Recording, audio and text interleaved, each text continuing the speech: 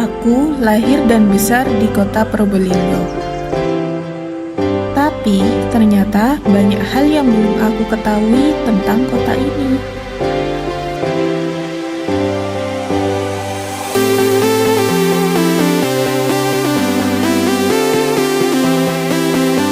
Dan inilah ceritaku tentang kota Probolinggo. Hari ini aku ingin menemui seseorang yang tahu tentang sejarah kota Probolinggo.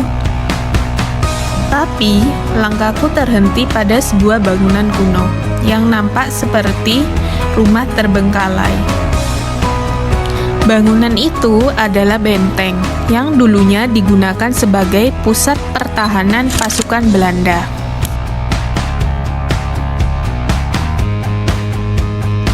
Perjalananku pun berlanjut dan sampailah di rumah beliau.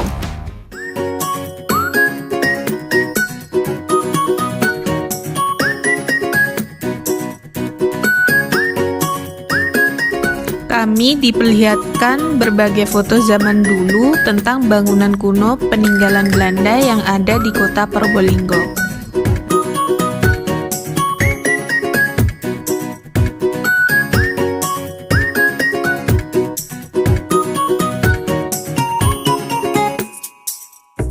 Di kota Probolinggo terdapat banyak bangunan peninggalan zaman Belanda yang masih berfungsi hingga saat ini. Salah satunya adalah Kodim 0820. Dulunya bangunan ini adalah rumah residen kota Probolinggo. Sebagian besar kompleks bangunan ini masih berbentuk bangunan lama peninggalan Belanda. Tidak ada perubahan di dalamnya, kecuali penambahan masjid di bagian depan. Bergeser ke utara dari Kodim 0820, perjalananku menuju ke Jalan Suroyo yang sebelumnya bernama Jalan Herenstraat. Di jalan itu terdapat gereja Katolik. Sayangnya bangunan itu sudah dipugar menjadi bangunan yang sama sekali baru.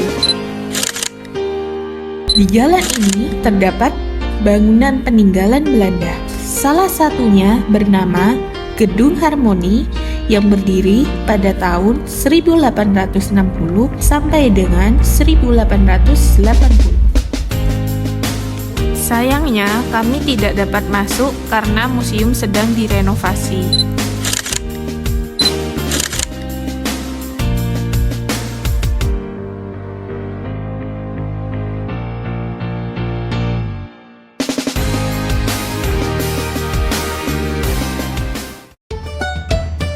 Perjalananku selanjutnya 200 meter dari museum menuju kantor DPRD Kota Probolinggo yang dulunya adalah kantor Wali Kota Probolinggo.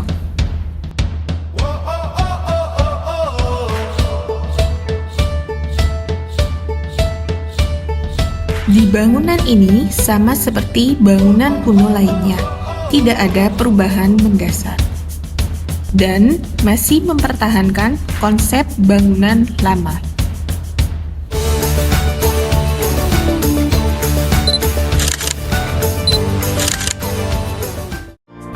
Di seberang kantor DPRD Kota Probolinggo terdapat Gereja Immanuel yang biasa dikenal dengan Gereja Merah.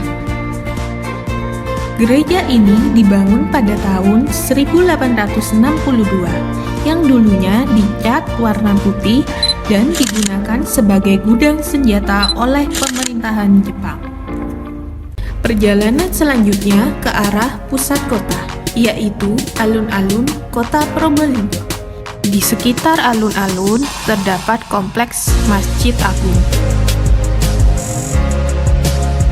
Bangunan ini mengalami beberapa kali renovasi, yakni tahun 1968 dan tahun 2015.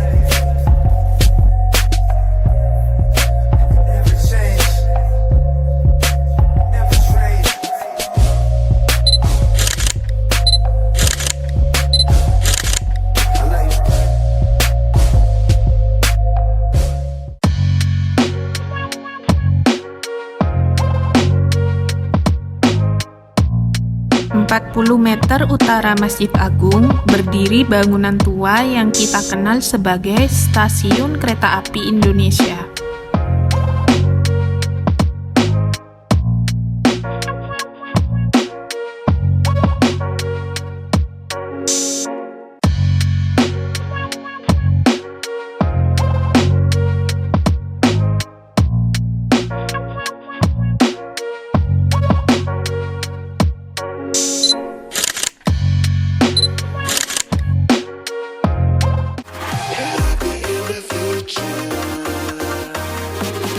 Tepat di tengahnya terdapat Tugu Peringatan Kemerdekaan Republik Indonesia.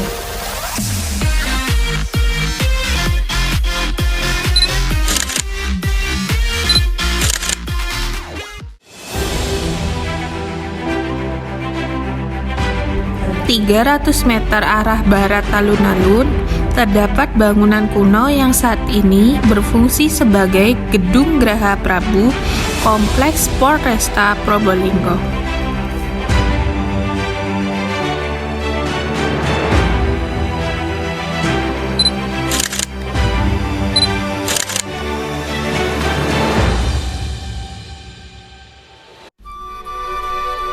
Bergerak ke arah barat daya kota Probolinggo, langkah kami menuju Masjid Tiban. Masjid ini konon sudah berusia ratusan tahun. Namun, tidak ada keterangan tertulis mengenai awal pembangunan masjid ini. Bangunan asli masjid ini terletak di bagian utara, bersebelahan dengan tempat wudhu.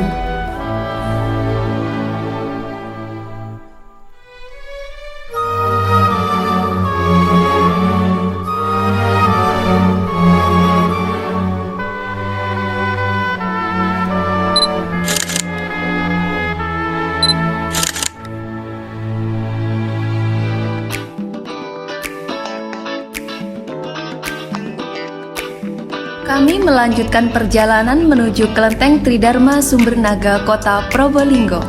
Kelenteng yang bernama awal Leong Tien Miao ini dibangun tahun 1865 oleh seorang kapiten dari Cina bernama Wen Baochang dan 172 relawan.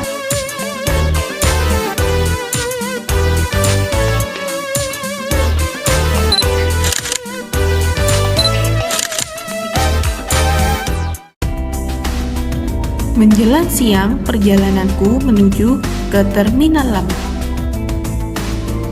Setelah aku lama mencari, ternyata bangunan sudah berubah menjadi bangunan baru.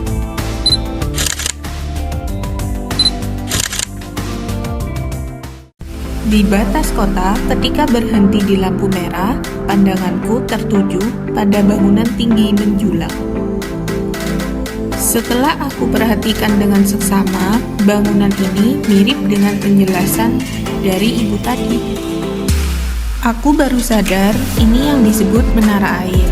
Dan benar saja, menara air ini ada kaitannya dengan sumber mata air di Ronggojalu.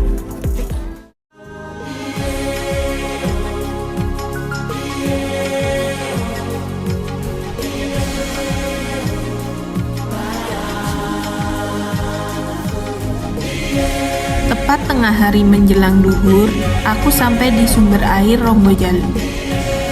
Sumber air inilah yang mencukupi kebutuhan air warga kota Probolinggo. Maka, kami pun bertekad untuk ke sana melihat secara langsung sumber mata air tersebut, juga proses pengalirannya hingga ke kota Probolinggo. Sesampainya di Ronggojalu, Masya Allah, indah banget view-nya. Air pun dingin dan bersih. Banyak orang yang memanfaatkan untuk mencari ikan atau sekedar berenang seperti anak-anak itu.